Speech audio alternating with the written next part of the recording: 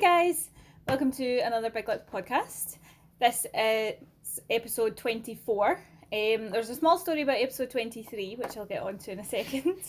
But first of all, my name is Catherine Reese, joined as always by my good friend Sam Macaulay-Blair. For those who don't know, we're just kind of former and current film students. Every 2 weeks we pick a different topic and we kind of just discuss, basically, generally what a podcast is. I'll get onto this week's in a second, but first of all, episode 23 has turned into a technical nightmare. Purely just... And a legal one as well. Yeah, so just by horrible coincidence, the footage that we had recorded has just been lost. So Sam, praise be to Sam, you spent days and days and days doing like another edit with footage that we were talking about so that it wasn't just our voices. So he did that, exported it for hours, uploaded it to YouTube, and then YouTube copyright banned it. So, yeah. We also seconds as well. Yeah, and he also tried to upload it privately so that we could just send links to people. That also got banned for some reason. So I think Sam was saying it is a work in progress and we will come back to it at some point. So it'll just be kind of like an as and when thing, but we will let you guys know how we're getting on and when it's going to be uploaded. So episode 23 is coming, just a wee bit later than we thought. So on to episode 24. This time we're going to be talking about sequels and kind of like continuations of series and stuff like that. So this one we've got kind of set questions, but it's just going to be a bit more conversational maybe than other times. If Sam, if you're ready, we'll just fire right in. Absolutely, ready when you are. So first thing I wanted to ask are, what are your thoughts on sequels in general? Do you love them? Are you always buzzing for them? Like, what are your thoughts? So I actually do have quite a lot of love for sequels. I feel like sequels. I feel like a lot of sort of film fans, a lot of film students, especially like nowadays, are pretty burned out on sequels, and you see a lot of disdain for sequels, and I understand like where people are coming from with that. Like obviously there are, for every great sequel, there's probably like 5 terrible ones. You could say about movies in general, though, couldn't you? Exactly. Very, very true. And I think like the thing is like I'm not one of those people that thinks a bad sequel ruins a good movie. Yeah. I think you could argue that there are exceptions to that, which I guess would be like, if a movie's like deliberately ambiguous, and then you have a sequel that sort of explains away that ambiguity, so it does actually take away from like the original like product. But generally I think like they're pretty harmless. There's every chance they're going to be good, and if they are, amazing. And why would you want to deprive yourself of that? And if they're bad, but like you don't have to watch them. Yeah. And I think as well, like it's not always the case, but I think like a lot of the time you can kind of tell, from a ways away whether a sequel is going to be good or if it's going to be not very good. I think even sometimes when it's announced, you kind of think, right, okay, I'm excited for that or I'm not. And then obviously there's like trailers and all kinds of marketing. And I think generally, like by the time the sequel is actually released, you'll have an idea, even like reviews and stuff as well. But I think generally you'll have a pretty good idea walking in whether or not what you're about to witness is going to be a good sequel or a bad sequel. But yeah, no, I think they're pretty fun, to be honest. I mean, I talked about it before, like a few podcasts ago, one of my most hyped movies being the 4th Matrix movie, and how I like have a love for the 2nd and 3rd Matrix. And I generally am like that with films. I mean, I watched a lot of sequels obviously as a kid and ate them all up, and I think as a result just have like a very strong attachment to them. I generally preferred sequels to the original in my youth. Like overall, a very, very long-winded way of saying I like sequels. Yeah, no, fair. I think. What about yourself? I think kind of similar to you. I feel like I would, by and large, give a sequel a chance. Like you're saying, it's pretty easy to tell whether it's going to be awful, and then even then, I think there's some kind of like sick pleasure in watching it and being like, oh, this is awful. Do you know what I mean? If only they'd done this, this, and this. I think though, from the very beginning, they've got quite a difficult job in general, because they're, like you say, the first or the original movie generally is wrapped up at the end, or it's got like an ambiguous ending, which is kind of wrapping it up in its own way, so that you don't want to think about it, or it makes you think about it even more, and sometimes your thoughts on the story, where the story goes, is better than a sequel would be. So like a good example of that would probably be Inception, with the spinning top. So yep. I feel like it's better to have people query to be like, is he still dreaming or is he not, than to have a movie saying yes or no. Do you know what I mean? Yeah. But funnily enough, sorry, since you mentioned that, I was doing research for this. I was looking at lists of just of sequels that like are not that sequels that are in development, but sequels that are just like the most wanted sequels. I was curious, like what sequels don't exist that people are like desperate for? Because obviously there's so many movies out there that like I've not seen, so many movie franchises that I'm not really a part of, and it's always interesting because, again, like mentioning the disdain for sequels, like that I generally perceive to be out there right now. It's generally curious. I was genuinely curious to see like what sequels are people actually clamouring for. And a disappointingly large amount of the lists I saw had Inception listed as a movie that they're like keen for a sequel to. Exactly. And it is just like, don't do that to us, please. No. What would you even do? Would it be the same concept but different people? Would you be following the same people? Like, no. Sometimes it's nice to just have that mystery. That's what's fun about movies, is that you can decide what you think makes the most sense, and then you can discuss it with people. Especially something like Inception, which I remember when it came out, everyone was discussing it, and people still do now. But I think though, obviously the kind of viewing habits have changed and stuff like that, and obviously Netflix and streaming services are such a big thing that people like binge watch everything that we watch. So sequels and like continuations and stuff can sometimes be like a fun way. So you can have a Harry Potter day, or do you know what I mean? You could watch all the Batman movies, which is, I feel like it's just like a fun, you can kind of make it into an event where you can't really do with a single movie generally. Yeah, true. Like going to the cinema and seeing every Lord of the Rings movie back to back. Yeah, exactly. Spending your entire day in the cinema. Exactly. Or even like they do those obviously midnight releases as well, where they screen like the first part or the movie before it, and then screen like the new release on midnight, which I think are like a nice thing that like I've done a couple of those, and it's quite a nice way to like refresh you on what came before, and also just get you like really hyped for the next film. Yeah, sequels are a nice way. Like it's like almost like rewatching the movie, but it's, I don't know, like you get the fun of rewatching the movie, but it's something new as well. Well, that's it. Like I think you get to spend more time with characters that you like. You get to spend more time in a world that you hopefully are interested in, and that's the thing. Like I think it's generally, if they're good, then like the continuation of all those things and the direction they go is interesting, and it's if you like the first film, then there's every reason that you'll like more of that. And I think, granted, I think as well, like some movies lend themselves more to sequels than others. Obviously, action movies are a very, very obvious example, because they tend to be like, they tend to be built and end on a note which makes them easy to return to. And again, I feel like horror as the well. Premise. You think? I mean, I think horror movies tend to end. It's very tropey that a horror movie will end on, obviously, like a final scare. The monster's back, or the monster. Yeah, exactly.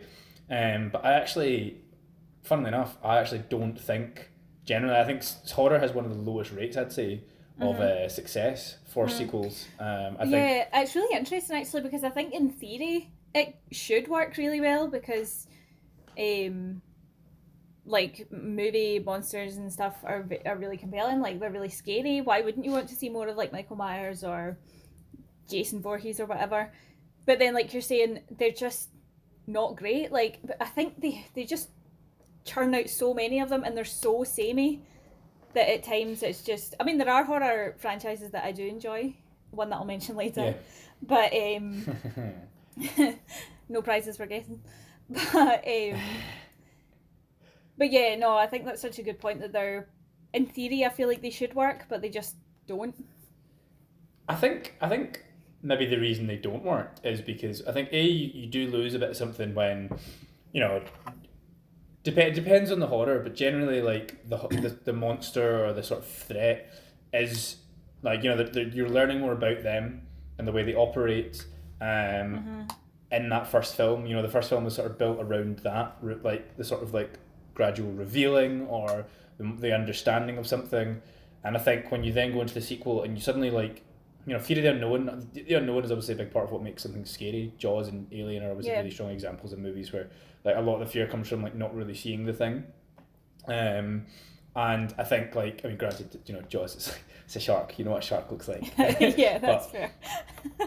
At the same time, I think like the more once you then delve back into, you know, once you then go back into these like movies and these worlds, knowing you're kind of ahead of the characters, I guess, is a big thing. Like and it's not necessarily the same because obviously some horror movies do focus, or franchises do focus on like the same cast of characters and stuff. So in those situations, you're kind of as clued in as they are. But then I guess the other thing that then comes hand in hand with that is you then stretch the suspension of disbelief. It then starts to feel more movie-y, where like, you know, how many close encounters are they really going to survive? And likewise, the same goes for like the villain or the monster, like Michael Myers. Like, you know, how many times is he like just going to get away or just slip away or whatever? You know, how many people are going to fail to stop him? And it then does like sort of roll into this ridiculous thing, and it becomes a bit less scary and a bit less believable. That's my sort of perception on it anyway, and why I think there's like a really, really fine line that you have to kind of walk to really nail like a horror sequel. Yeah. No, definitely, because I think it definitely goes into like the clownish aspects. Like if you look at the later Friday the 13th movies, and is there not one when they're like in space or something? Like it started at like any franchise goes like on a long summer enough, camp. they always end up in space. Exactly. But no, so moving on, what in your opinion makes a good sequel?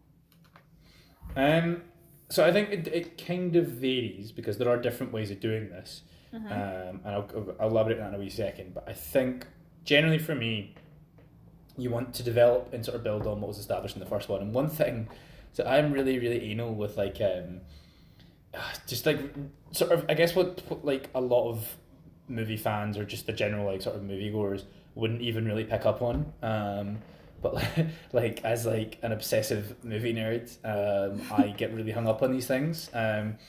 One thing that like there's all these like small details that like, tend to be really inconsistent across like movie sequels, and they really, really bother me. One is obviously like just generally production design, and this again, like as much as I think this, there are ways in which this can be bent and broken that are really interesting. The Harry Potter series is a really interesting example because obviously they went through like so many different directors, and as a result, the sort of texture of those movies changes. You know, the movies do feel different when there's a different director in the chair, and even parts of like Hogwarts look different. And I think that's one thing that I found interesting about the last movie, and I really appreciated this. Actually, has some really small moments where it tries to sort of like tidy up a lot of the design inconsistencies, which again is just like something that they didn't have to do, but I really appreciated. So like you have an example would be like the pensieve that's introduced in the fourth one, which is like the sort of like magic bowl that allows you to see people's memories. When it's like introduced in the fourth one, it's this like big stone basin, and then 2 films later in the 6th one, when there's a new director and the pensieve is then used again, it's suddenly this like really small like metal dish that's just floating. Yeah, metal disc almost. Yeah, exactly. And then in the last one, they have a bit where the glass cabinet that you see in like the fourth one opens up, and then the dish comes out, and I was like, they didn't need to put that in there, but it made me so happy to just have that like tidied up. Just because there's no like in-universe it reminds you that you're watching a film when these things don't align. Because you're just like, okay, that's something that I've seen introduced, but now is different. And again, another really obvious example is score. You know, you get like a lot of movie sequels that completely just drop the entire like score. Just forget about the score from the first movie. Don't develop any of the themes. Don't bring back any of the themes. And they just build a new musical identity. And again, like I just find that really distracting because that's when the scores, like we kind of talked about before, scores are a really big part of like what makes this world and what makes these characters. And you listen to the score to Lord of the Rings. You put on that soundtrack and you're in that world. It so much evokes the feel, the feel and emotion of being in that world with those characters. And I think when they just like completely compose a new score, I'm just like, why do that? Yeah. Like you now made this movie feel really disconnected from the previous one, and for no real reason. That was one thing that I love them or hate them. One thing the Hunger Games movies absolutely nailed, and I'm pretty sure they did have different directors going across, but those movies feel so consistent, and they actually do have like the soundtrack does develop through all four of them. Another thing, and this is really getting into like nerdy, like obsessive film fan things. I love it. Even like the physical release of those movies. Like I love collecting steelbooks, and so many movies like you'll have like a really cool steelbook, and then by the time like the sequel comes out, even if they do another steelbook, it's just a completely original design. They had like maybe an original artist or a different company like develop it. The Hunger Game ones, and I didn't even really care that much about the last. I've got all four of them, and I don't even really care about the last two films. But I got them purely. I think I paid like £20 each for them, and I don't think I've ever like put the disc in to like a device and watched them. But I got them because I was like they match perfectly, and because they've gone to the effort of doing that, I'm gonna buy it because it just looks beautiful. I love it. On like a shelf. Yeah, that's one of the annoying thing about like continuations that are like years down the line, because if you've got a box set, so take Indiana Jones for example, I don't like to think about the fourth one, but I've got the box set of the first three, and if the fourth one was any kind of decent, I would be raging, because then I've got this box set and then I'm just going to have one individual DVD beside it. Or that really does hurt. Yeah, or then do you buy a whole new box set and then you've got 2 copies of Indiana Jones? Like exactly, and then you run the risk as well, because now they've got a 5th one coming. So there definitely will be people out there who've done that. They've just been like, you know what, I'm just going to buy the 4 series set, the 4 movie set, so that like they all match, and now the 5th one's coming out, and I'm like, oh great, gonna have to do that again. I can imagine them when the 4th one came out, like, nah, they're not gonna make another one. Harrison Ford is far too old. I know, and we all thought that when the 4th one came out, but they make such a point of commenting on his age and how old he is and how he's too old for this in the 4th one, and now it's 14 years later. Yeah, that was a while ago that came out. Yeah. 2008. So, and I don't even know if Indy 5 comes out this year or if it's the next year. If it's the next year, we're looking at 15 years from the movie where they which, you know, for kids that watch them back to back in years to come, it'll be really weird to watch him talk about how old he is, and then the next movie is 15 years older. Hilarious.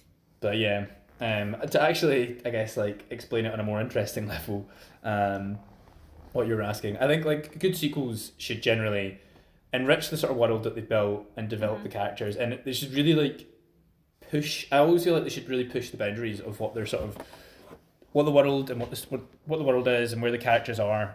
I think like I really hate when it gets to the end of the sequel and it kind of ends on the same note as the first one ended on. There's not really that much that's changed, or it feels like they kind of invent like a flaw for like a character to overcome, just for the sake of like giving that like them an arc in that movie, but it doesn't really align with like what was established in the first one.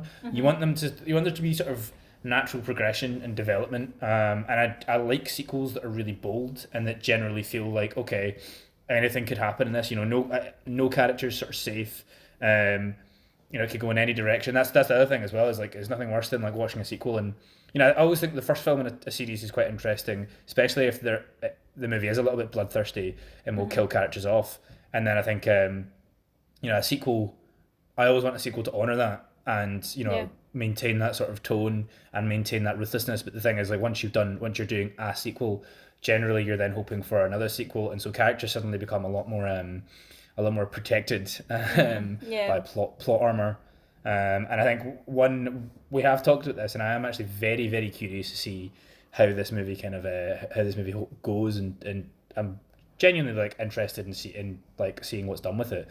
But Avatar 2, I think, will be a very interesting example, especially because they are literally developing all these sequels back to back. Because the first Avatar movie, one thing I really liked about it was how much it wasn't afraid to just like kill off its characters. And That's true. Yeah. One thing they have already announced about the second one is that they're resurrecting some characters, which I'm already like wary of, because it does that is I guess an example of like, it doesn't really cheapen the first movie, but it does in like a sense, because it does, when you watch those deaths, you're like, okay, well, the character's going to come back. So it doesn't really have the same emotional all impact of the anymore. Like, it just takes all of the stakes out of it, because if you're watching the sequel and someone dies, you're like, well, they could just come back like they did in the first. Exactly. Yeah. Exactly. And it also just to me indicates that, well, if they're not even going to keep the characters they killed off dead, then they're probably not going to be killing off any or many more characters. Yeah. So that'd be like those things that I kind of care about. And the other thing as well, the thing that I mentioned to begin with, about it kind of like depending, is, I guess, we keep talking about sequels in relation to like good films, but there are lots of standalone films that aren't very good, and yet make a surprising amount of money. And in those cases, I quite like it when they actually innovate with the sequel and they recognize the fact that, okay, what was done here originally wasn't great, but we can definitely we can do something a bit more than this. We can actually like build on this, and actually take it in and I guess like, I don't care for the films at all, but I really appreciate the fact that the Fast and the Furious movies like reinvented themselves, like five movies in, and obviously that met them with like ridiculous success. So fair enough, but that was like a genuinely like bold move to sort of make, and it doesn't, the movies didn't go in like a completely different direction than they'd gone in before. They were still like, still the same characters and everything, but I genuinely appreciate like when the filmmakers are kind of able to recognize the sort of faults and flaws, because usually what you see with the sequels, or what again hinted at before, is like they can be a bit of a cash grab, they can be a bit soulless. So it's quite nice when someone actually takes the approach of like, okay, how can I make this as interesting as possible? No, that's such a good point. I think talking about when they're like, I think it's very obvious when they're just like a cash grab, because it's pretty much just the same story regurgitated with a slight difference. But I think in my opinion, a lot of what you're saying basically, so a good sequel would be something that continues the story or expands on the story and the universe and the characters, because obviously if you're watching the sequel, it's because there's been something generally in the original that you enjoyed, so being able to like see that or experience that again. One thing I do really like in sequels is when there's new characters. So I feel like when it's kind of a risky move, but the example I've written down here is Toy Story 2, because I feel like the very strong example, to be fair. Yeah, the characters that they introduced in Toy Story 2 were so good, and they've stayed, like, they're a solid part of Toy Story, and they've stayed all the way through the other movies, good or bad. Do you know what I mean? Absolutely. Yeah, it's a fantastic example. I wasn't really with you until you mentioned Toy Story 2, and then I was like, okay, that's a very good point. Like, as you say, it is a risk. Like, I think introducing new characters, it depends on the film, depends on the genre and stuff as well, and the sort of dynamic that's there. But yeah, because like for instance, Avatar 2, like they are going to introduce new characters, and I'm very up for that, because again, they killed a lot of the cast in the first one. And again, like I feel like that movie could definitely do with some more interesting characters. But yeah, I think that's the thing. Like, yeah, it does kind of depend. Sometimes you kind of don't want new characters introduced, but I think like if done well, if done tastefully, if done like, and I guess it's all about if you're building a second contained story or a second like original story, you're trying to bring as much originality to it as possible, then it's a good way of doing that. I guess it does give a film a different feel when suddenly there are new characters in there. Definitely. I think it gives you as well something to, like, something new, obviously. So you know these characters, so you probably know what they're going to do by and large. So yeah, introducing the new characters kind of gives you like a new dimension. Like you've got no idea where it's going because you don't know the characters yet. Yeah, absolutely. Of one thing that I wrote as well is kind of what you were talking about when they like completely disregard things that have been said or mentioned in the original movie. Yeah. And my example for that one was in Mamma Mia 2, when Cher obviously comes in as Donna's mum. But there's a point in the first movie where Donna says specifically, she's lying on her bed and she's pointing at the sky and says, "Someone up there's got it in for me, I bet it's my mother." And then her pal replies, "Wasn't she a ray of sunshine?" Very much implying that she is dead. But no, here comes Cher, Donna's mum, out of a helicopter in the middle of Greece. It's just, it was such like a very obvious being like, we want Cher in this movie. Who can she play? We'll just make her Donna's mum. It just feels so lazy, and it's almost a little bit, maybe not with Mamma Mia, but almost a little bit insulting where you're like, do you expect me not to remember that? Or not to catch that in the first movie? I think it's frustrating because it effectively punishes you for like, you know, for loving the first movie, for like actually paying attention to the lines, for actually like rewatching it, you know, not just watching it the one time and then almost forgetting about it. Like, because, you know, when they do that, it's almost like they're like, who's, you know, who really remembers that like one-off line from the first movie? But then it's like, okay, but you know, you do want people to remember these things. You want to do the opposite. You want to have like throwaway lines that you then sort of build on and pay off. And in sequels, one I guess of a similar note, but not quite, because they do address the fact that it's so I had really mixed feelings on Kung Fu Panda 2. Okay. So I have real love for Kung Fu Panda, and one of my favorite class movie. One of my favorite parts of that movie is just the running joke about the fact that his dad is not a panda. He's like a goose or something. His dad, he's a bird of some kind, and they obviously like they have fun with that in the first movie.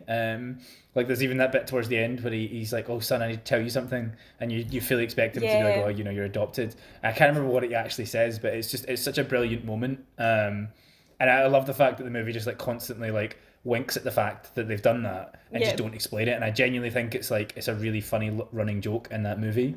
And then the second one, the whole sort of plot then hinges on, okay, this actually isn't his dad, he is adopted. And it's like, okay, I get why they go that route. And in the third one, I like what they do with it. Like by the end, I think the third movie does sort of tie it together really well. But I still just kind of liked the nonsense joke, and the whole movie's a bit nonsense, isn't it?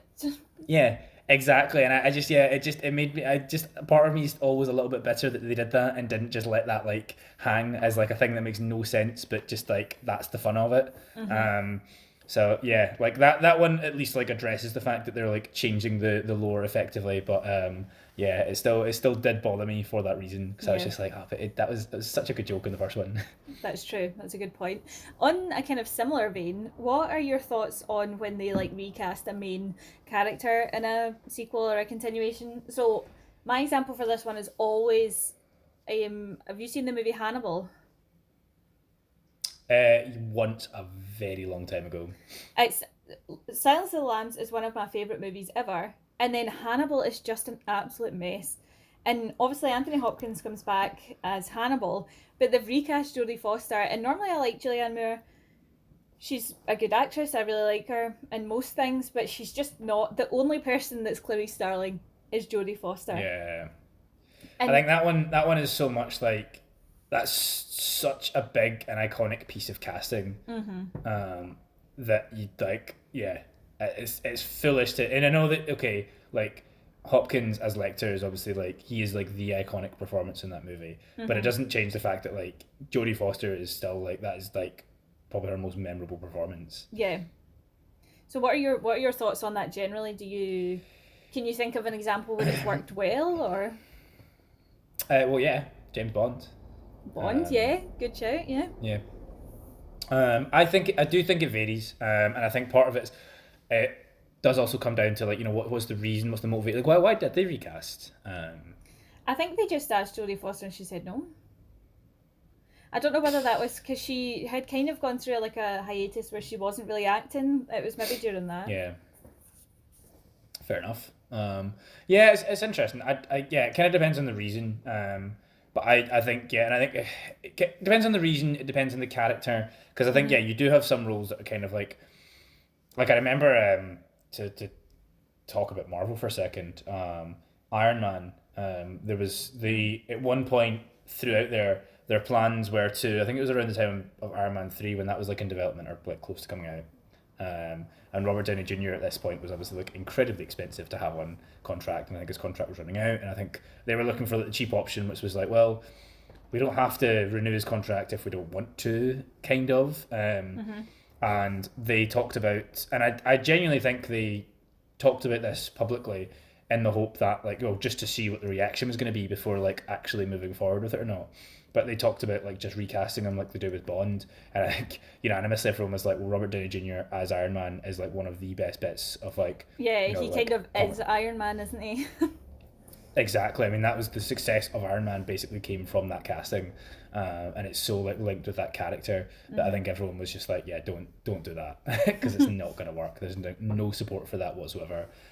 So that's an example, obviously, it not working at all. Trying to think of another example, like in the Batman movies, the Dark Knight trilogy, they recast Rachel from Katie Holmes to Maggie Gyllenhaal, and I think that actually worked. I think that worked as well. Yeah, Maggie Gyllenhaal. By and large. Yeah. So always helps. Yeah, exactly. And she's terrific, and I think that is a rare example of it, like of recasting that just doesn't stand out. To go back to Marvel. And the Iron Man movies, they recast is it Terrence Howard?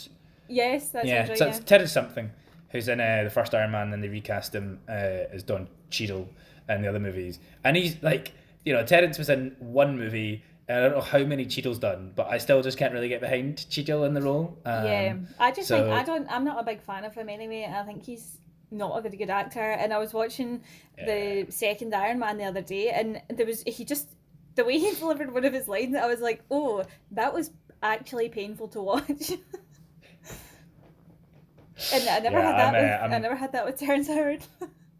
Exactly. Yeah, exactly. No, I also don't think I'm that big a fan of Don Cheadle. But I think the only I've really seen Don Cheadle in like the MCU movies. I think I've seen him in like a couple of other things where he's like minor roles, but I can't really get behind that one. So I think for the most part I would say it's a bad move. It's definitely an interesting question, but I think there are times where it can work. I am not one of those that hates. I actually liked Michael Gambon as Dumbledore more than was it Richard Harris who played him in the first two? So yeah.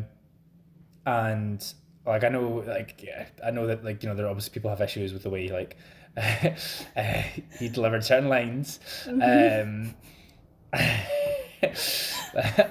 But for me personally, I actually I felt that obviously they recast him because like the previous actor died, and that's the thing. It's not like really it wasn't like exactly. It wasn't in any way a disrespectful thing, and I don't think Richard Harris was even that interested in doing the movies to begin with. I could be mistaken, but I feel like he only did it because his family wanted him to. I think that's I always kind of felt did it as well. Probably, I'm pretty sure.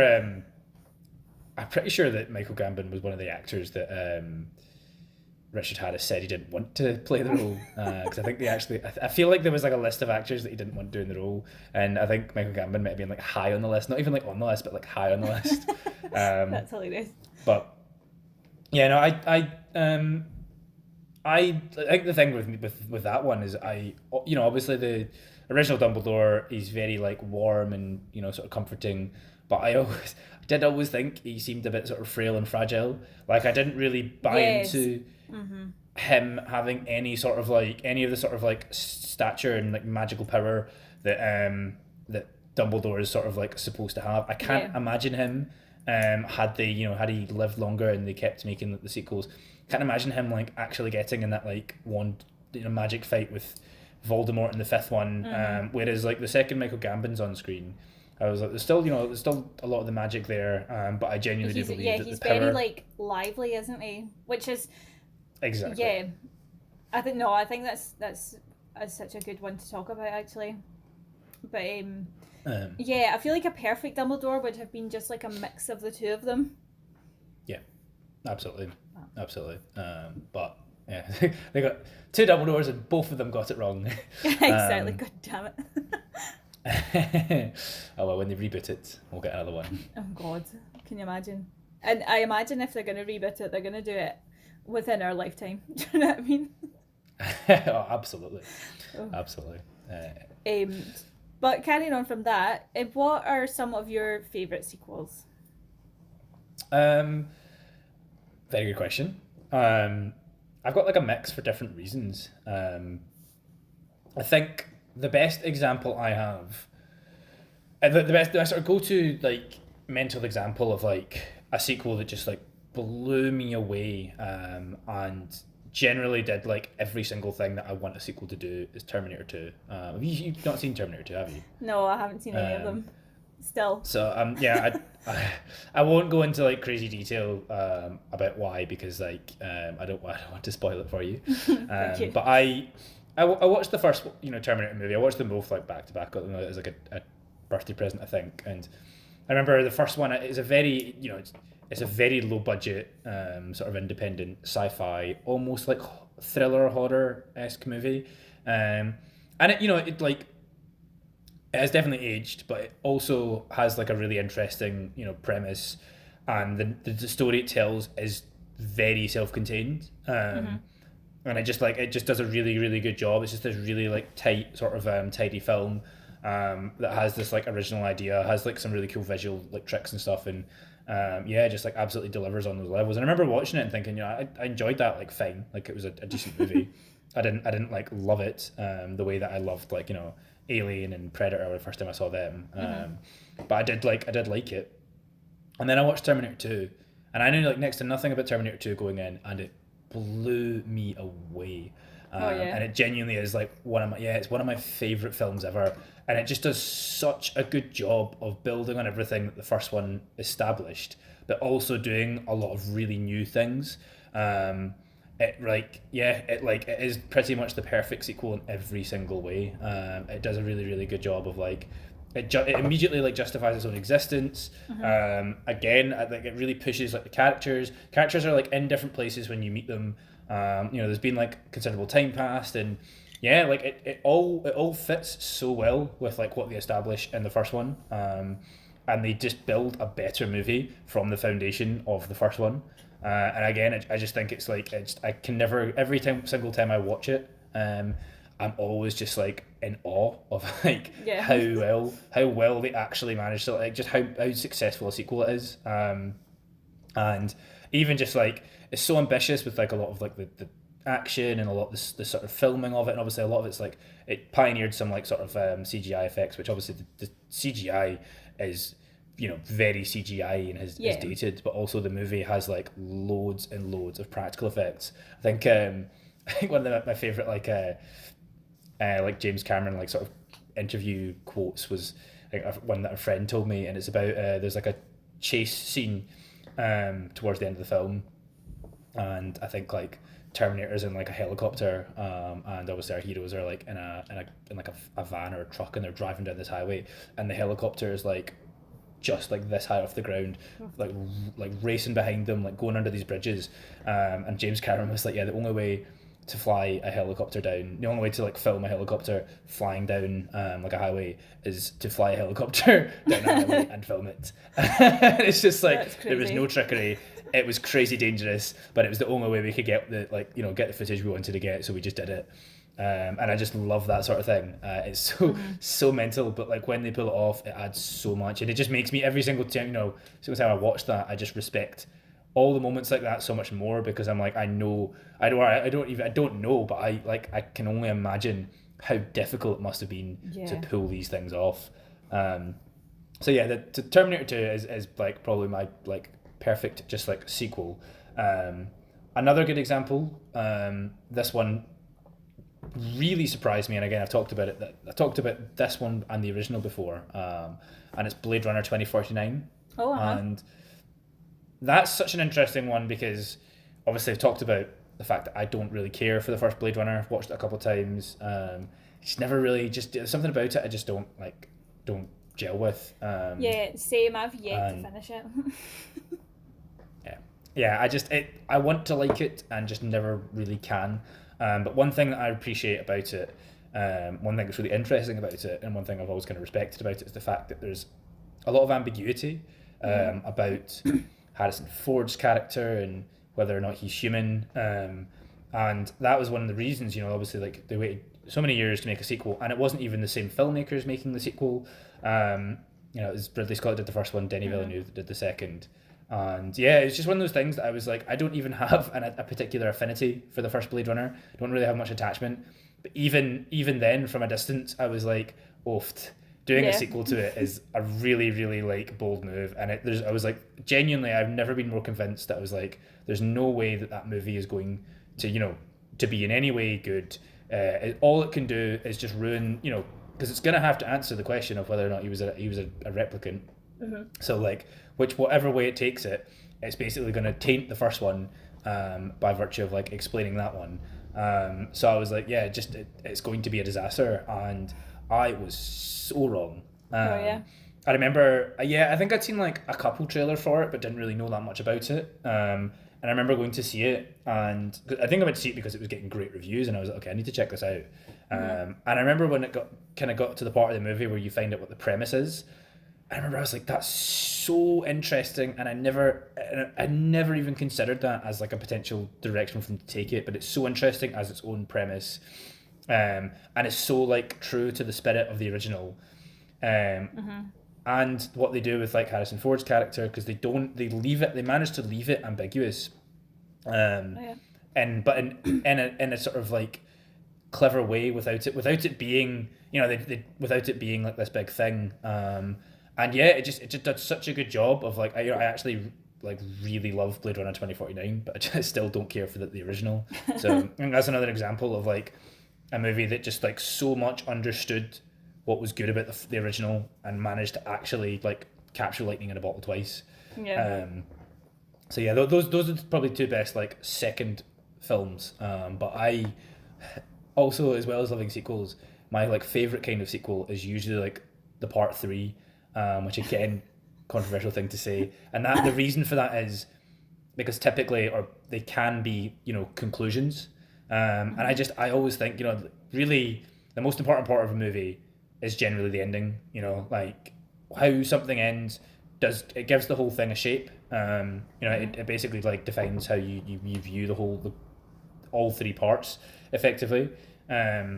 And obviously 2 of my favourite films are Pirates of the Caribbean 3 at World's End. Love that movie to bits. And I know technically it's not the last one, but as far as I'm concerned it is. But yeah, the 4th one's not really worth talking about, is it? Exactly. And I mean, it does. The 3rd one does, like when you're watching it is trying to wrap all these stories up, and it does leave off on like a note for, there could be more adventures, but that just feels so untrue to the spirit of that, like those characters in that world and those movies. So that works really well as like a satisfying ending. And then The Dark Knight Rises, again, like everyone's favorite generally seems to be The Dark Knight. I've always like preferred Rises, and I think part of that is the fact that there is just this like finality to it, and you hanging over the whole movie is this whole feeling of like, okay, you don't know if the characters are going to make it out of this one alive. You don't know where the story's going to take them. And yeah, it does a really good job of bringing back like characters and moments and ideas and stuff from the other films, and sort of like tackling the same sort of themes. Brings up the whole thing about fear, but puts a new spin on it, and sort of shows the importance of the fear. It also like having it be about like Batman needing to give up Batman, or Bruce Wayne needing to give up Batman and actually live like a life, and the damage that Batman's doing to him. And also about him like inspiring others, which was what he pretty much set out to do. It's to me it was just like a perfect. It did such a good job of like tying up all the themes and the sort of ideas that were introduced in 1 and 2 and paying them off in the third one, but doing it in a way that was never deliberate. This wasn't planned out. They just made 3 standalone movies and then managed to tie them together really well. So yeah, again, rambled for absolutely ages, so apologies, but those are my faves. What are yours? That's funny because one of my favourites is The Dark Knight, the Batman. Nice. And personally, I think that it's the best one. My issue with The Dark Knight Rises, well, it's a great film. I just felt it was too similar to The Dark Knight, whereas obviously Batman Begins and The Dark Knight feel so different. Yeah. But The Dark Knight and The Dark Knight Rises feel like maybe like a super long movie. See, that's interesting because I get what you mean about the first 2 feeling different. I mean, I think all 3 of them feel really different, but to me, I think 1 and 2 actually feel more similar than 2 and 3. Yeah, and I think it's because like 1 and 2 are very sort of gritty and have this sort of like, focuses a lot on like crime and I mean, obviously it's Batman. It just feels more like, the first one has like, you have like is it Falcone? And his sort of like thugs. So you have like that sort of like Gotham criminals, and then obviously part 2 is like it escalates that where like, okay, the mob are now turning to the Joker and their sort of desperation.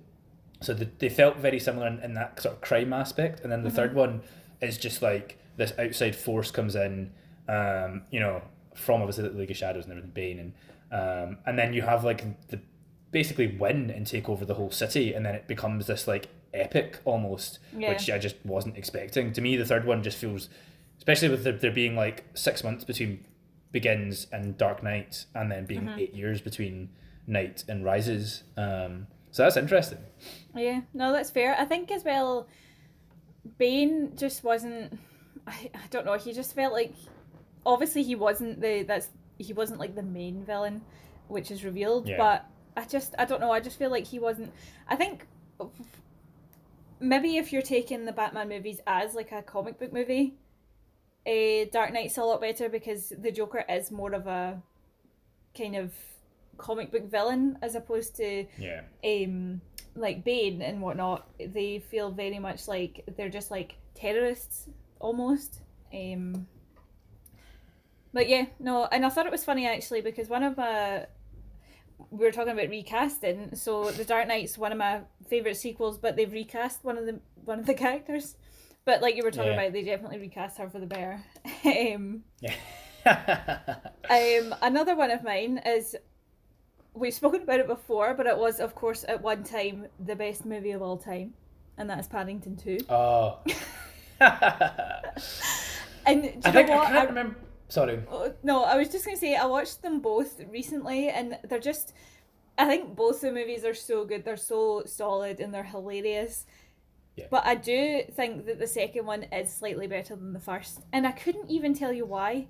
I think it's just got that like, it's a bit more of an entertaining story. There's a lot more happening. There's like action sequences and chase scenes, and it's just so good that it's like this little bear that's doing it. Do you know what I mean? Whereas the first one's obviously all about like acceptance and finding family and who you are and stuff like that. Whereas the second one was it still had those same kind of themes and feelings, but it was very much like almost like an action movie or like a heist movie because there's like a prison break, and it's so funny. I think both of those movies. I guess I've talked about hijinks, that Paddington. Yeah, Paddington 2 is one of the movies where you're watching it and you're like, Paddington, what are you doing now? How do you get yourself into these messes? So that's another interesting one because I've only seen Paddington and Paddington 2 once each. I saw Paddington in the cinema, and I annoyingly missed Paddington 2 in the cinemas. I can't remember why, but because I know I really wanted to see it, and I was, there's loads of like hype around it and stuff. But from my single experience of watching both of them, I would say I liked Paddington 1 more, but I was completely surprised by how good Paddington was. I think I'd heard good things about it, but I didn't really believe it. And then with the second one, because I'd loved the first one so much, and because I'd had it was like maybe like a year or two after it had been released that I saw the second one, and there was so much hype around it for so long that I was like, I went in expecting the best movie of all time.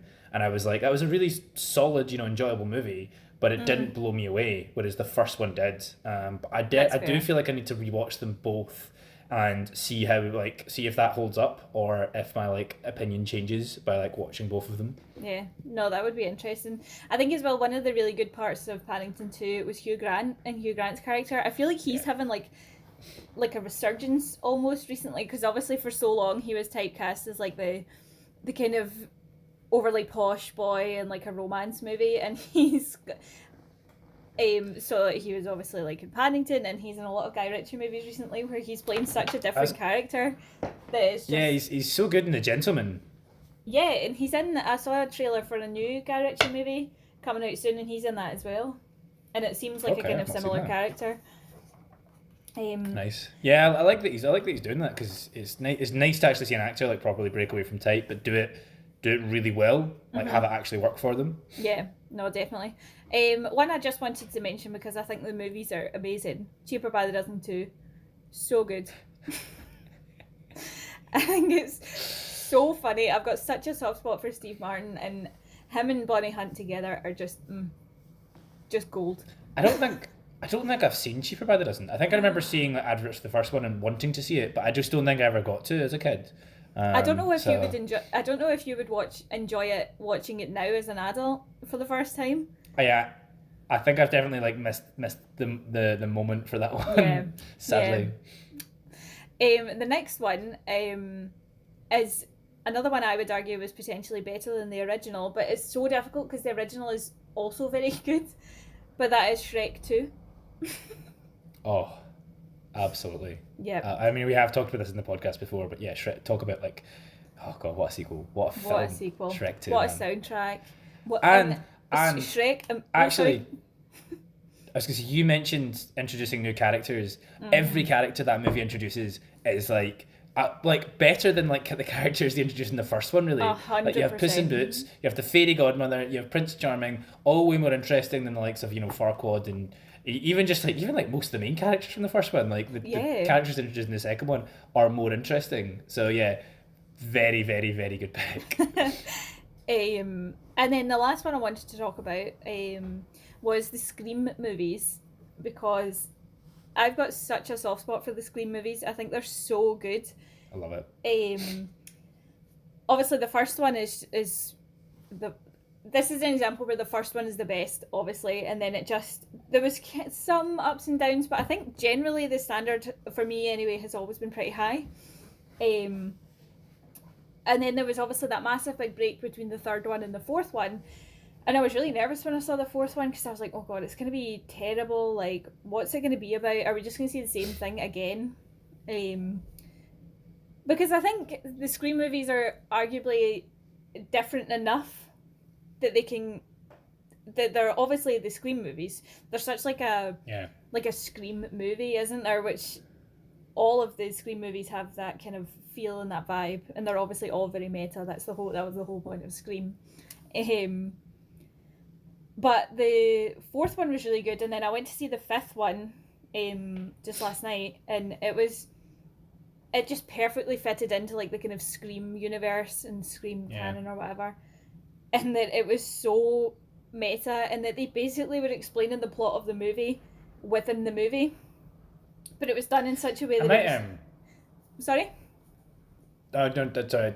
Let you finish your point. Oh no, it was done in such a way where it was so fun to watch, and the whole time it was, even if you've watched the first 4 Scream movies, there's pretty much a formula, and they state that in the movies, that it's always this, there's always 2 killers, there's always this, that and the next thing. But while I was watching it, I was desperately trying to guess who the killer was. Yeah. I might while the fifth one's in cinemas, I might need to catch up on them and check it out, because I feel like it'd be if I catch up on them and end up loving them, then it'd be a shame to deprive myself of the big Scream experience. Yeah, it was actually really funny, because there was a bit at the start of the movie where it was Ghostface came up and was with his creepy Ghostface voice, and was like, "Don't tell anyone spoilers for this movie or we'll come and get you," which I thought was such a nice. It felt very retro. And I think obviously part of the Scream movies is there's always that character that loves movies, and And I feel like if you love the Scream movies, you're obviously got like a little bit of that as well. So it felt like a very nice touch, like, but just quite inclusive actually, which was what I wasn't expecting from a Scream movie, but yeah. Good, nice. So yeah, very nice. Moving on from fave sequels, are there any? I mean, these might be one and the same, or they might be two different points. But are there any sequels that you think are unnecessary, or sequels that you generally think are just bad? Yeah. So unnecessary. I went with So for unnecessary sequels, I'll talk about first. Mm-hmm. I think Terminator 3 was a very unnecessary sequel. I don't think it's a great movie at all, but I will say it does do one thing that it fails on so many levels of that sort of sequels generally like excel at or should excel at. But the one thing that it does do really well is it has a terrific ending. Oh yeah.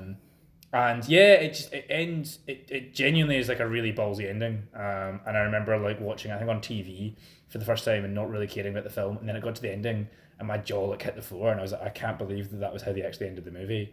And that's the thing. It's like it's such a lame movie, but it actually does have a really solid payoff. But it definitely was like an unnecessary sequel. I think Alien Resurrection is another one because and obviously like Aliens are like loved movies. We've talked about this a lot. I actually do have like a fair bit of love for Alien 3. I understand why people don't, but I really like the sort of like unrelenting bleak tone that it has. There's something about it that, again, I said I really like, third parts of movies or like concluding chapters. And there is like a finality to that movie as well. There is just like this, I guess like almost like dread that just sort of hangs over the film. And it does kind of feel like, everyone is in danger. Again, talked about that before in sequels. No one feels safe. And yeah, it's just also cool whenever that universe gets like further developed. But yeah, to then have like a concluding chapter that sort of like ends the tale, to then jump like 200 odd years into the future, and then like it just tonally, Alien Resurrection felt really off. It just like it set like 200 odd years into this future of this universe, and so it even just felt really disjointed. It also ruined my favourite thing about the Alien trilogy, and that's the only character that makes it through. Like basically the longest like lasting character in all three movies is the cat Jones, which manages to outlive every single character by the end of Alien 3. Because no one else survives past the first one, and obviously there's like a 50 odd year time jump as well. Like so, yeah. Alien 4 takes that away, which is very upsetting. Sad. And one that one I initially and genuinely like, again, I guess going off of like Blade Runner 2049, which is an example I could have used, but it's maybe one that I had a much more severe reaction to, and it's because I was attached to this like trilogy. So one movie that when it was announced, I really like rolled my eyes as much as I could, and I was like, this movie is going to be, it probably isn't going to be terrible, but it should not exist because it's going to taint the movie that came before it, and that's Toy Story 4. Yes. I was so angry that they made Toy Story 4 because I was like, 3 rounded it off perfectly. There's no reason to make a fourth movie. Doesn't need to exist. And again, very controversially, Toy Story 4 might be my favourite of the movies. Which, yeah, I know. And again, I've only seen it the one time. But when I went to see that film, I was just like, the whole time I was like speechless. I was like, that was brilliant. Like, I absolutely loved the fourth film. I loved what they did with it. I love that it gives like, obviously the third one retrospectively is kind of like an end to the Toy Story trilogy, but also an end to like Andy's time with the toys, whereas the fourth one is an end of like Woody's time with the toys.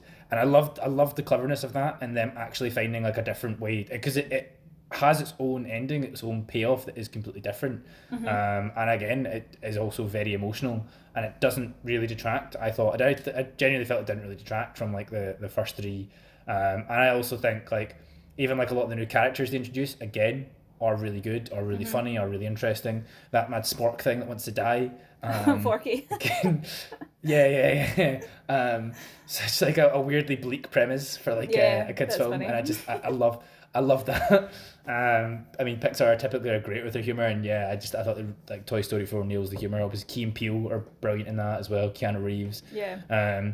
What they do with because that was one thing I didn't like about Toy Story 3 was it felt like the villain in Toy Story 3 was just the villain in Toy Story 2.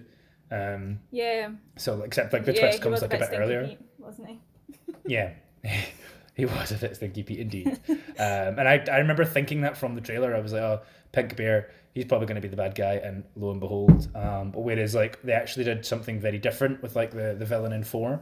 And again, I was like really surprised by that, and like the sort of like the direction they took that. Also, the creepiness of those like doll thing. Like Yeah, exactly. Yeah, like that's ventriloquist dummies. Yeah. That's it. Yeah. And I think that's the thing as well. Like that's Toy Story hadn't really been creepy before. I guess kind of like with the Sid stuff, and you could argue the animation itself in the first one because it's very janky. Yeah. But yeah, like I was so surprised by the fourth one, especially because like at this point, a lot of like Pixar at one point were like the studio that could do no wrong. There was just like unlimited goodwill on them, whereas they're that's not where they are at all right now. In fact, it's rare that you get a great Pixar movie now, whereas it used to be you only got great Pixar movies. So yeah, I had like so like low estimations going into Toy Story 4. Again, I'd only went to see it because it was getting good reviews, and even then I was like expectations as low as they can be because I was so annoyed that they'd made the movie.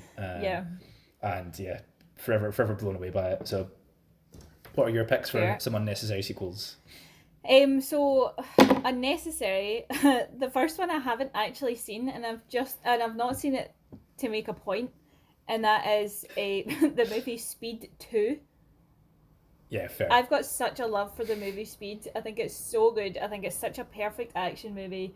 There's so much going on. It's funny. Do you know what I mean? It's like everything you want in an action movie. It's ridiculous. Like the entire premise is ridiculous, but you like buy into it, and you get nervous when they like come up to the point where the road's not finished, or do you know, when they're stuck in traffic. And I feel like it was very clearly like a single movie. So I feel like my issue with it as well is because obviously Keanu Reeves isn't in the sequel, and I feel like he would have been the interesting character to follow, as opposed to no offense to Sandra Bullock, but her character was nothing special. She was just like stressed woman, would have been my description for Sandra Bullock's character. Fair. So I feel like that was just a weird choice. It was such a clearly like a cash grab, and it just didn't work, in my opinion. Another one that I didn't feel the need for, and then saw it and thought, yeah, I didn't need to see that, was Trainspotting 2 or T2. Okay, never seen the second one. T2. Yeah, I know, weird that. I feel like you could live without seeing the second one. Do you know what I mean? I have done, to be fair. Yeah, you've managed thus far. It added nothing to the previous movie. It kind of took away some of the allure of the end of the first movie, where you wondered what happened to them, what happened to Renton and things like that when he stole the money. So it felt completely unnecessary, and I remember like rolling my eyes when it was announced, and I went to see it and I like rolled my eyes the entire way through the movie. I can barely remember anything about it. Like there was just nothing special about it in my opinion. It just felt like an excuse to get like Ewan McGregor and Tobey Maguire, Robbie Carlyle together and stuff like that. So yeah, that was one for me that was completely unnecessary. And then just quickly, the last one I would say would be, you've mentioned it already, Pirates of the Caribbean 4. Yeah, so that's like, on talking about least favourite sequels, that would basically be like top of the pile for me. Alien Resurrection's up there. But yeah. You're like you tried to top Pirates of the Caribbean 3, impossible. Yeah, exactly. The bar's already as high as they can go. Come on. Exactly. But I just like with the fourth one, it's weird because obviously they did have a different director for that one, but even the writing of the movie it just felt really different, and it was the same writers, I'm sure, that came back. It's just really bizarre because it feels like the fourth movie to me genuinely feels like fan fiction. Yeah. Like even the way Jack Sparrow's written feels like a different character, and even the way Johnny Depp plays him feels like it feels like he's doing a performance of a character like written, again, a fan's interpretation of what Jack Sparrow like sounds like, and they're a bit off. And yeah, it's just really weird. Like none of it really it didn't feel that in line or consistent with like the first three movies in the sort of world that they built. And it also just like, you only have like returning, the only three returning characters. Yeah. Barbossa, granted, I like what they do with them is quite funny. But also it just again feels like a really weird direction to take the character. It doesn't really feel like a natural direction to take the character. They introduce a lot of elements that don't really pay off, like Blackbeard's magic sword and like all the zombie pirate stuff and stuff, wasn't it? Yeah, exactly. And that like not the least interesting like love plot in a movie. And do you not think that's so true? But do you not think if mermaids were a part of that world, we would have met them before because we spent 3 movies on the sea? Yeah. That's a very good point. Yeah, like that's literally where they live, and that's where all these movies have been. So yeah, we would have seen one before. Probably should have. Yeah, they probably should have featured. Yeah, and I think as well, like even the ending of the movie is this, and this again goes back to what we were saying before.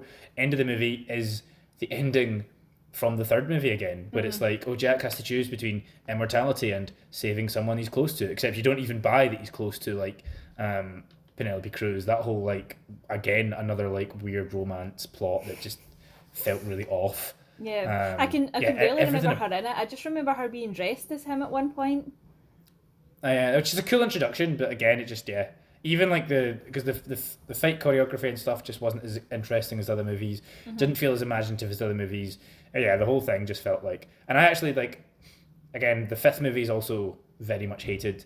I actually have a lot more like I've got a lot more like affection for the fifth movie than I do from the fourth one. But again, that's because like, unlike going from 3 into 4, actually there's another thing as well. The soundtrack, Hans Zimmer did the soundtrack for the fourth movie, and a lot of it is like if you listen to the soundtrack for like 1, 2, and then 3, there's a lot of like new themes.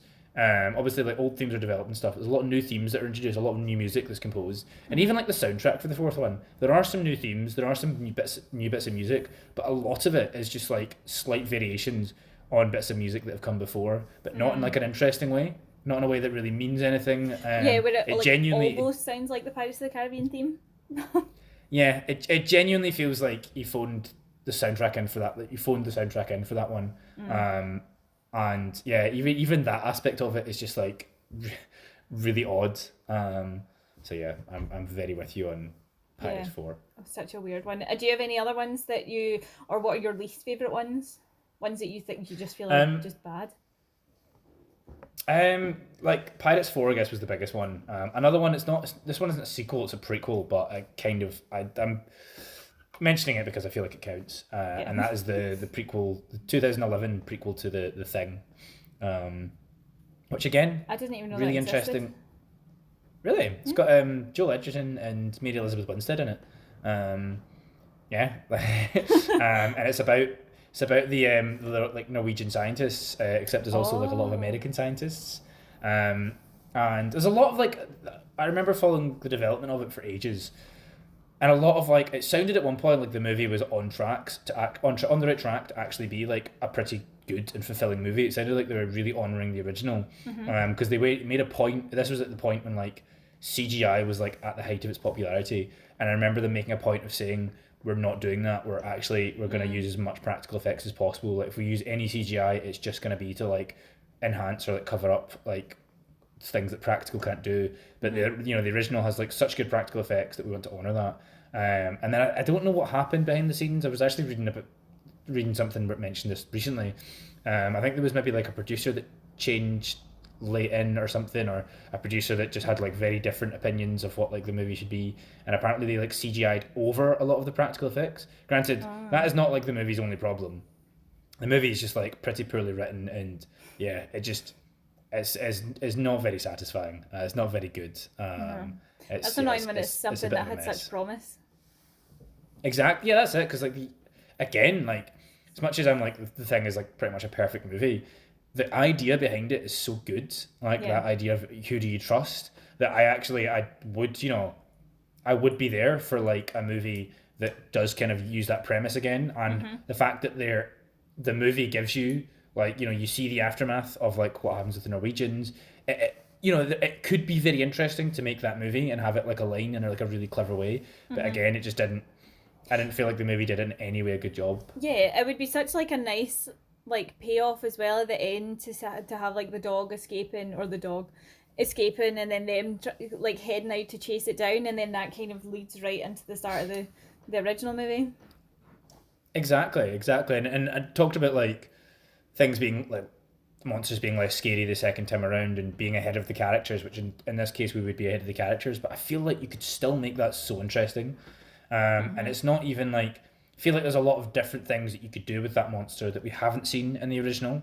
A lot of new ways you can kind of take it, and again, like just the paranoia is the thing that makes it interesting. But you need to have like, ultimately you need a good writer. You really need a good writer for that film. Like you need characters that are interesting, and you need loads of subtle ways in which like you ratchet up these tensions, and you sort of like play with like not knowing who's on like what side effectively. But yeah, the movie just didn't do any of that. The movie felt very soulless. Yeah, that's a shame. Have you got any more, or is that your fill for today? Like Iron Man 2 was one I'd written down. Obviously you mentioned watching that recently, just because again, like first one was a lot of fun. It didn't break a lot of ground. It's just like a really solid movie. They commit that cardinal sin of they have, I can't say his name, but it's the composer that basically composed the soundtrack for all of Game of Thrones, was the composer for the first Iron Man movie. And he developed themes for that movie, all of which are dropped for the sequel. You have Don Cheadle appearing, you have Mickey Rourke. The movie just feels, again, it just doesn't really feel like it knows what it's doing. And it just kind of feels a bit like, aimless, and it feels like a first draft of a movie rather than like a finished product. And then I had like the second Avengers movie as another Marvel one, Age of Ultron, which again I was really, really let down by, because like I genuinely like love the first Avengers movie. I think it's like it does exactly what it needs to do. It has like such a good energy to it, and like there's a lot of fun. It felt like exactly what the first Avengers movie should be. And then the second one, there's like so many interesting things that you could do with it, with like a sequel to that. And I mean, they have made great Avengers sequels, but yeah, the second one, Age of Ultron, just felt like it was going through a lot of the same sort of emotions as the first one. And then it takes some weird, like Iron Man 2, takes some like weird detours, tries to like set some future stuff up, and it just doesn't really work. And then the last one I had kind of written down was, again, technically a prequel, but the Fantastic Beasts movies, which again, you have like one of the most interesting universes to like explore with the Harry Potter universe, and they went with Eddie Redmayne running about in a blue coat. And he's just like, I've got a weird relationship with Eddie Redmayne, like and he's very like he's everything I don't like about him in that movie. I'm exactly the same. He's at his most Eddie Redmayne in that movie, and and yet he's also kind of like the most interesting thing, or the most like fun thing in those movies, which is like, and I don't enjoy him in those movies, so for him to be like the most fun thing, because they're like all the characters. No, actually, the human guy, the Muggle he's guy, pretty funny. The guy, he was good. Apologies, I forgot about him. But yeah, and even then, the second one, they managed to like kind of ruin him as well. Yeah, those movies are just like, it's almost impressive how bad they are. But then J.K. Rowling has kind of lost her marbles, so maybe it's not that. No, those are some good picks. Yeah, Fantastic Beasts are ones that I was apprehensive to see, and then I saw them and I was like, I was right to be apprehensive. Yeah, no, I was exactly the same. I had no excitement for them. I was hoping to be pleasantly surprised, but yeah, if anything, I was like disappointed, which was impressive again, because I had no expectations. 100%. I think so. My choices would be, one of them is Sex and the City 2, and besides the issues with, which are obviously major issues with like how they deal with different cultures and races and things like that. They've never been the best at that, but this Sex and the City 2 really just, they go all out to be offensive, basically, in that movie. No. So, out with that, I just feel like it wasn't a very good... I just think it wasn't a very good movie. I feel like the first movie was so perfectly done that it just felt like a really long episode, and it was beautifully wrapped up. And the second movie just was like, it was almost like the cast and crew decided, do you know what, I want a wee holiday. Let's just set the movie in Abu Dhabi.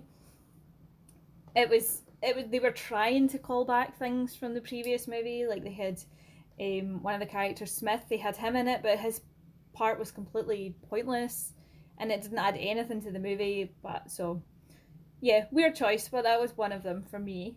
And then the second one is one that I've mentioned previously, it's just in the podcast, Indiana Jones and the Kingdom of the Crystal Skull. What was that movie? Like, it was... I love the Indiana Jones movies. I've got such a love for them, but that was... First of all, Indiana Jones was an old man, as we've spoken about. It was very... Obviously, all the Indiana Jones movies have got, like, kind of supernatural elements. But this one, the aliens, it just felt so out of the blue. Like... I feel like if you think about the Indiana Jones movies, you don't necessarily think, oh, those are like supernatural movies. Whereas when you think of Kingdom of the Crystal Skull, all you think about is the aliens. And it just felt really, really jarring. Like, I was watching it, I remember the first time I watched it and I was like, what is going on here? Why is there aliens there? So, it was needless and it was terrible. So, and it was really annoying because the cast was like half decent. Do you know what I mean? It was just... The story wasn't there.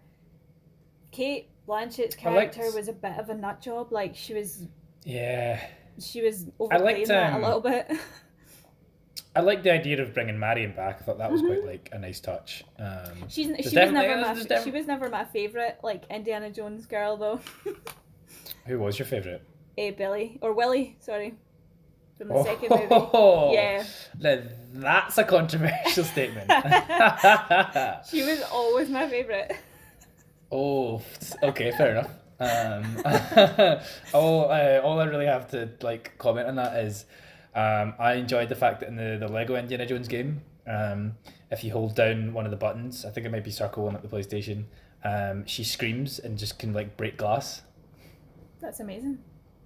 That's that bit as well when they're like Indy and Short Round are like just, I think they're playing cards and she's like scurrying about the jungle and she's just like screaming at all these animals. It's so funny. Whereas I just feel like Marion, obviously she was like a stronger character and she was very much from the get-go like, nah, I'm coming with you, I'm a badass woman or whatever, but I just feel like she wasn't quite as fun as Willie was, maybe. Well, Marion doesn't get her own like her unique. Marion doesn't get a unique function in the Lego games, so. Well, see, that speaks for itself, I feel. Exactly. So yeah, just rounding it off. Basically, are there any movies, any sequels or continuations or anything like that are coming out soon that you're looking forward to?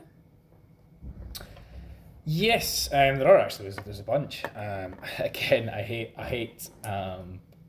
Always bringing up like Marvel movies because my like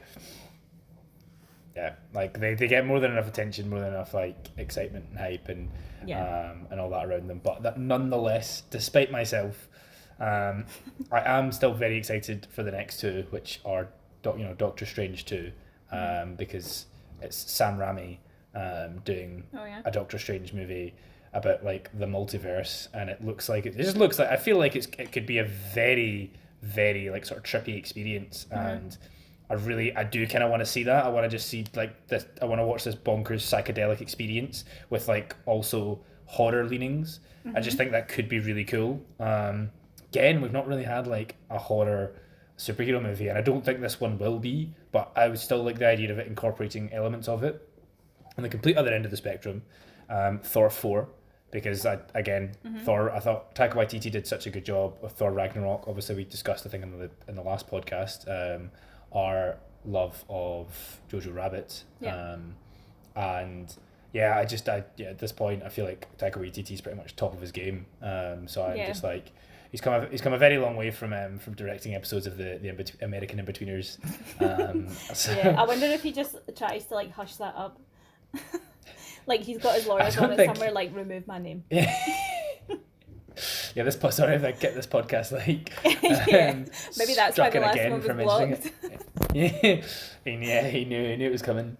But yeah, I am obviously very excited for the next Dune movie. Having like enjoyed the first one, so and I'm excited to see what like Villeneuve does with like the rest of the first book, and just seeing how that story sort of like wraps up. One that I am like excited for that I really shouldn't be excited for, but because it's a movie that absolutely does not need a sequel. But I am just like genuinely really curious where they take it. And I feel like it could be a really interesting like experiment. I don't think it's going to be great, but I just hope it goes in an interesting direction. And that's Gladiator 2, which is actually in development just now. Yeah, Ridley Scott's developing. I don't know. Have we talked about the original Gladiator 2 that was genuinely written or like was in development for a while? And it was written by Nick Cave, from like Nick Cave and the Bad Seeds. He wrote this script about Maximus having to fight his way through like all the major wars in history as he's like basically going through the afterlife. And I don't know, I feel like what this Gladiator 2 is not going to be that like barmy. But I kind of hope it is. I kind of want them to just like do something really nutty with it. Cause, like, did you see is Ridley Scott doing it?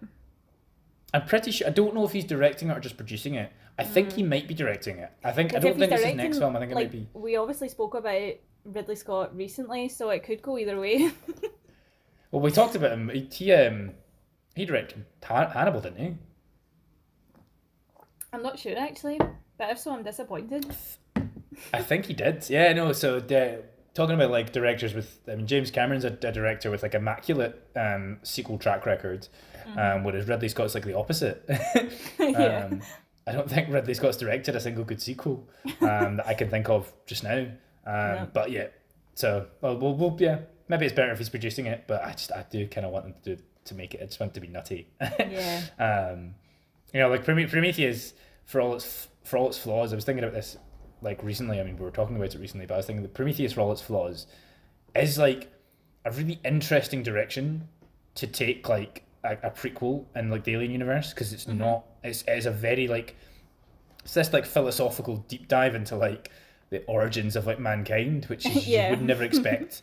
To take like an Alien prequel and push it in that direction is just genuinely really gutsy, and I like that. I appreciate it, and obviously like for all its flaws, it's given us a lot of material for these podcasts. Yep. There's